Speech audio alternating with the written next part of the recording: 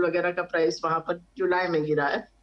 लेकिन अब जो स्थिति है, जहां आप सेंट्रल बैंक्स की बात करें, जैसे फेड की बात करें, तो अभी उनको ये दिखाना है कि हम इन्फ्लेशन कंट्रोल करने में सीरियस हैं, उसके लिए सक्षम हैं, तो अभी भी उनका एग्रेसिव या हॉकिश स्टैंड रहेगा। मतलब कि ब्याज की दरें अभी वो काफी बढ़ाएंगे। अभी फिलहाल के लिए तो वही उनका जो स्टांस रहेगा। तो अब दुनिया में सब कुछ, ये भी एक चीज आपके दर्शकों को समझनी चाहिए कि कुछ भी भविष्य के बारे में निश्चित नहीं रहता है। सब कुछ प्रोबेबिलिटी, संभावना यही रहती है। तो अभी जो मुझे सबसे ज्यादा संभावना लग रही है कि अभी फेड रेट्स बढ़ाता जाएगा जब तक कि डिमांड पे बड़ा इम्पैक्ट आए। मतलब वो अब यूएस का रिसेशन का या हार्ड लैंडिंग जो बोलते हैं, उसकी संभावना बढ़ रही है। पर उसका जो दूसरा पहलू ये है कि अगर वो स्थिति आती है तो अभी रेट जल्दी से बढ़ेंगे, लेकिन उसके बाद फिर फेड का जो रेट कट है, फिर से काटना रेट, वो भी शायद जल्दी शुरू हो जाए। तो ये तो यूएस की स्थिति हुई। अब जहां तक भारतीय बाजारों का सवाल है, अगर आपके पास समय हो तो मैं अगेन थोड़ा लंबा पर्सपेक्टिव दूं, तभी आपको ये क्वेश्चन, चीज। एक छोटा सा क्वेश्चन आपसे है, उसके बाद आप मुझे भारत वाला एक्सप्लेन करिएगा। क्या सेफली ये हम कह सकते हैं कि यूएस मार्केट में इन्फ्लेशन का जो करंट डेटा 9.1% आया था, अब ये नियर पीक है? क्योंकि हाउसिंग का लेटेस्ट डेटा कहता है कि 5 महीने से वहाँ सेल गिर गई है, 14% YOY और 5.5% मंथ ऑन मंथ गिर रही है। इंटरेस्ट रेट बहुत ऊपर चले गए हैं, बिल्डर्स इन्वेंट्री क्रिएट नहीं करना चाहते। क्या सेफली ये माना जा सकता है कि नियर पीक इन्फ्लेशन है यूएस का?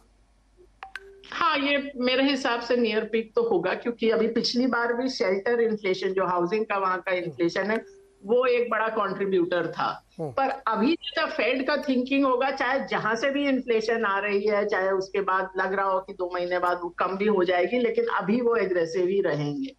तो इस बार जैसे शेल्टर था या यूज्ड कार, जो सेकेंड हैंड कार जिसे हम लोग कह सकते हैं, वो इन्फ्लेशन में बड़ा कंट्रीब्यूटर थे।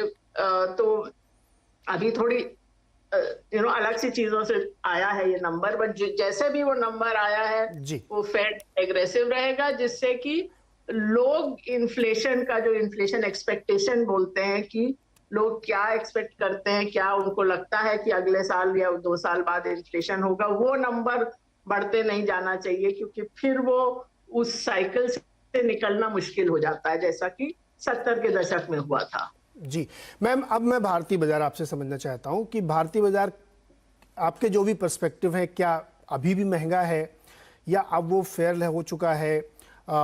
अप्रोच क्या होनी चाहिए इस समय मार्केट को लेकर के?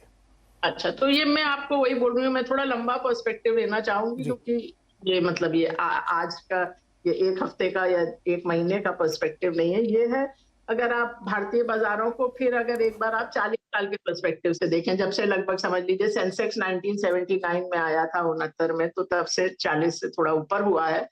तो हमारे सबके दिमाग में है कि इक्विटी मार्केट में लगभग 15% कंपाउंडेड रिटर्न बनता है, ऊपर नीचे होता है, पर लंबे समय में ये बनता है।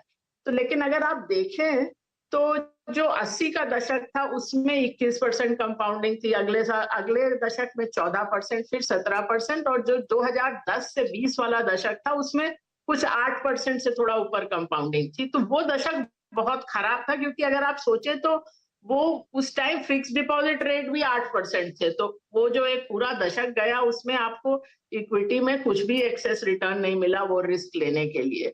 तो एक तरह से बाजार में उतनी संभावना थी कि ऊपर जाए, इसीलिए वो कोविड क्रैश के बाद इतना ऊपर गया, इतना बड़ा बुल रन रहा। तो वो चीज अभी पूरी तरह से खत्म नहीं हुई है, सेंस कि अभी भी ऐसा नहीं है कि अगर आप थोड़ा लंबा पर्सपेक्टिव देखें तो रिटर्न्स कोई बहुत, ऐसा नहीं कि बहुत ट्रेंड लाइन से ऊपर चले गए हों, क्योंकि आप इतना लंबा समय आपने ट्रेंड लाइन के नीचे रहा।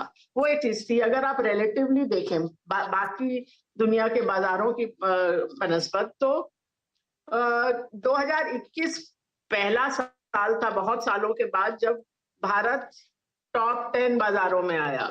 नंबर 6 पे था पिछले साल भारत, जैसे जो 40-45 मेन मार्केट में। और उसके पहले हर साल, कई सालों तक वो नंबर 21, 24, 25 इस रेंज में था, तो वो आउट परफॉर्म किए, बहुत समय हो गया था, वो एक टाइम आया